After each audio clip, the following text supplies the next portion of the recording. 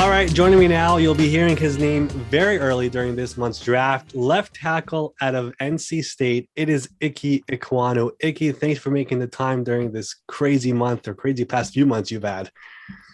Yeah, I got you, man. Glad to be on the show. I appreciate you coming on. And, I got to start off with, just this past few months for you. How has this whole process gone for you? Are you excited, nervous, anxious? What are we right now? Just want to get it over with. How are you feeling 2 weeks away from the draft? Yeah, really, a lot of mixed feelings. I'm definitely excited. Definitely excited for this next chapter of my life. But also, I'm really just feel ready. Just to be, on a team, just able to learn the playbook and just start being an NFL player. Yeah, you just want to get to work, get back on the field, get back to what you're supposed to do. Enough of all these meetings and traveling. But it's interesting because you have a very unique situation where a lot of these prospects around the NFL, they are traveling around the country. They have all these flights and meetings from team to team. Your agent, who also represents Aidan Hutchinson, was like, "You two are going to be top picks. We're just going to visit with the Jaguars, Texans, the two New York teams, and then your local team, which for you is Carolina. And that's it." Are you done with all your meetings? Do you have any more here left up? Yeah, I have one more meeting with Carolina coming up. Really excited about it.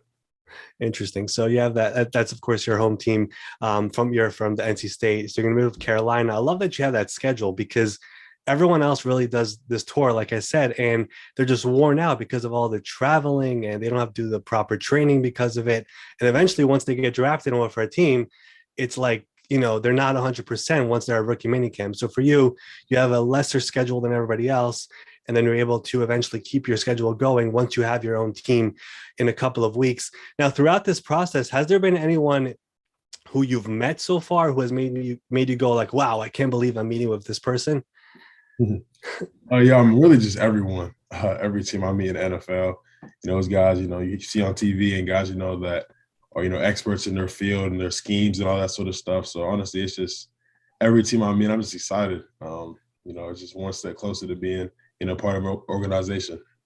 Is there anybody in particular? Has there been any person you've been watching for a long time and you finally got to meet him in person? You're like, well, I'm with this guy right now. I got to see Saquon Barkley. I thought that was pretty Oh, cool. Yeah, getting to see him in person. Just, kind of knowing his notoriety, knowing he's one of the best running backs in the game. absolutely. And of course, the Giants actually have two top picks there in the draft at number 5 and 7. You could potentially be blocking for them if you don't go as early as 1, 2, 3, or 4, which is definitely a possibility. I mentioned earlier that you, of course, have the same agent as Aidan. I saw pictures on your Instagram of you two working out together, arguably the top two prospects in this draft. You guys are both together. How well have you gotten to know Aidan and what do you think of him? Yeah, I got to know. Excuse me. I got to know Aidan pretty well. Um, got to meet his family when we were training out in California. Hard worker. I feel like, we were on the board, writing a lot of plays out, kind of discussing schemes, stuff like that. So yeah, definitely a good guy. Do you guys have any, friendly wages and who's going to go higher or now? Nah, no wages, no wages. Nothing. It's funny because again, you two could easily be 1 and 2 in this draft. Now, let's stick to you a little bit here. Correct me if I'm wrong, but I heard you started off as a running back in elementary school. In high school, you played on the defensive line and offensive line. You also did wrestling and track, and then you were recruited as a guard, but you were a 3-star recruit. How did you go from all that to settling in and eventually becoming arguably the top offensive tackle in the 2022 NFL draft on most boards? It was a pretty long process. I had a lot of help along the way, with Coach Thunder, Coach Garrison. Just a lot of people helped me on the way. Blessed to have support of my family. Yeah, really just blessed to be, in this position today. Interesting. But, your parents are both from Nigeria and football isn't like the sport there. Did you need like some convincing to become a football player with your parents? How did that all work out? No, honestly, I did most of the convincing. I was playing flag football for a while, just, as long as I can remember. And I just remember begging my mom every year, just let me play tackle football. And then, eventually in 3rd grade, she finally budged, and the rest is history. Interesting. Now, I also heard that like you were like bigger than most kids in your class. So you had to play against guys older than you during those years. How was that for you when you're playing against, I guess, like older competition than you? Did you, from then on, were you always like, this is the sport I'm going to do? I'm always going to be playing football. This is the sport I want to do right away based off that? I mean, I love this game. I've had so much fun playing this game, since the third grade was the first time I put the pads on. Playing with the older kids, it was fun. I feel like I was big for my age, so I could definitely handle my own. But it was just fun meeting, a whole bunch of different types of people, and it was a really cool experience. Interesting. Now, one of the other things that I've heard about you is that you're also like a really smart dude. And when I say smart, like you've had scholarships to Harvard and Yale. Looking at it now, it's working out for you. But were you close to becoming an Ivy Leaguer, instead of NC State? Pretty close early on in my recruiting process. After I got the Yale offer, my mom actually pretty much told me I was going there, but I had to hold off a little bit. It's pretty early, in my recruiting journey. So wound up waiting a little bit. I really wanted to, go to a school where I have a full academic scholarship because, I didn't want to put that burden on my parents, So the financial aid aspect was actually a big part of it. Interesting. And it's definitely working out for you now, again, as we're 2 weeks away from the draft. So you're basically a gentleman in class and a killer on the grass. Is that a good way of putting it? I say so. I love it. Now, on the field, are there any offensive tackles in the NFL that you have looked up to and tried to pattern your game after? Yeah, I say so. Trent Williams being, a big one. Watched out of Trent Williams film, Laramie Tunsil as well. Teron Armstead, some of the big names, big name tackles. Interesting. And all those guys also something similar with them. They all are very highly paid as well for what they do. Three of the best in the NFL for sure. Now, on the other side, are there any pass rushers in the NFL who you just can't wait to go up to and have that challenge against them in the NFL? Really, I'm excited to go against, especially a lot of teams that doubled up with pass rushers. Von Miller obviously being a veteran and, seeing his work in the league, be exciting, for that matchup. Really, you just love this type of matchups. It really, it lets you know what type of player you are, and how you stack up, with some of the greats in the game. No, definitely. And the NFL has plenty of just star pass rushers in the NFL. And your position is just a premium position. These teams are looking for guys who can stop them. Now, I also read that this is interesting to me. I read that in NC State, they basically like award a bottle of syrup for each pancake block a lineman delivers. And you're like a pancake machine over there. Like, how many syrup bottles do you have in total? And could you expand on how this all happened? Yeah, I have 200 plus, Holy cow. pretty a lot of syrup bottles, over my career here. I think I got this year, this past season, 2021, I believe I got the most out of a season. I think I got like 90 something or 80 something. So Where do we keep all this? Yeah, so all of us, when we get a syrup bottle, we sign them and we put the game that we got them in, hang them up. We hang them up on a trophy in the offensive line room.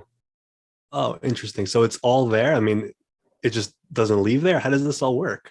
So we had an old offensive line room that's full of bottles, and I'm not sure what happened to them. I'm pretty sure it's still in there, and then the room we moved into is now full of bottles as well. So maybe we'll donate them. Maybe we'll just keep them in the kitchen. We haven't decided yet. That's amazing, man. You are. Is there like a leaderboard? Are you number one on that thing? I think I'm number one. I believe so. But I feel like it was pretty close. Our whole offensive line, we were really stacking those bottles up the whole season.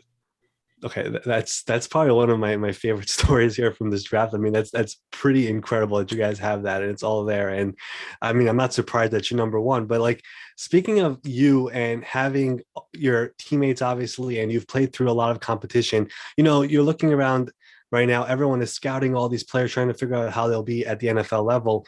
You've gone up against all these guys. You've been around all these guys. Is there anyone who you've been around who's not in the NFL yet, who you believe is going to do really well in the next level? Could be in a teammate or an opponent or any position. I want you to put like your scout hat on over here.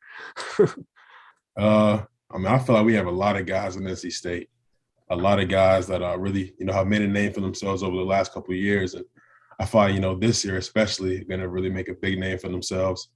On the defensive side, you got Drake Thomas, obviously, Isaiah Moore, Derek Pitt, Cyrus Fagan, CJ Clark, really the whole starting core, really the two deep, really just special. A lot of those guys, some of the hardest workers I've ever met personally, are just grinding each and every day. And I feel like they're really going to make a splash, especially with the experience they have coming back.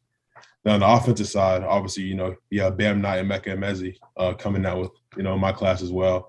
And then you got Devin Leary, that's still there. Jordan Houston, Delbert Mims, just so many guys. I'm just forgetting guys at this point, but just so, really just a special group coming now. I feel like, a lot of scouts are going to be looking at the Wolfpack this year. Interesting. Those are all guys that you were around. Are there any opponents that you were like, wow, this guy, I faced him, I saw him at college. I feel like once he gets to the NFL, you believe he could be something special. Anybody come to mind? Anybody give you nightmares when you faced him, or you're just like, I'm better than everybody else?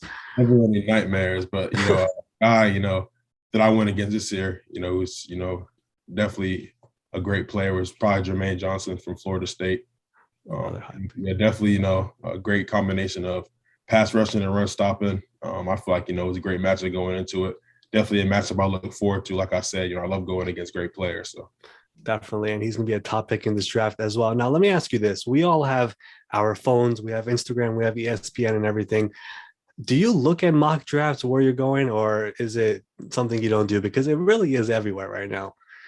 Yeah. Honestly, I try not to look at any of those stuff. Obviously I get it sent to me a lot, so it's hard to avoid some of them. But, it's just so much uncertainty right now. Even on draft day, it can always come down to the wire with trades and everything. So, really, I'm just trying to, interview with as many teams as I can, really just kind of just get my name out there a little bit more, and really just whatever happens on draft day happens. And I feel like I wind up at the spot that's the best for me. Will you be at the draft in Vegas? Are you planning to be there? Yeah, I am. Yeah, me and my whole family are going to be there. Interesting. So do you have that draft look ready? Are you ready for it to be dapper over there on TV and everything? I do. Red carpet? I got a draft look, kind of keeping that secret right now. It's gonna no sneak peeks, but yeah, I got my fit put together. It's something special we got over there. We got something buzzing, something that's going to be, the camera's going to be flashing all the time. I think it's something that's simple, and it has a good meaning to it. Something that's still going to be stylish though. Nothing too flashy. All right, I love it. I can't wait to see that. So last one here before I wrap this up with you. Do you have a guess? Do you have a feeling where you'll end up after all these meetings and visits you had, or not really? Honestly, I have no clue. Just so much uncertainty. But I've just enjoyed this process so much, talking to all these teams, and whoever picks me, I'll just be excited and ready to exceed their expectations. Well, I see why teams like you so much. I see why people are really impressed by you. We will continue to follow you and watch you. Congrats on what you've been able to accomplish up until now, and best of luck with the draft. Thank you. I appreciate it.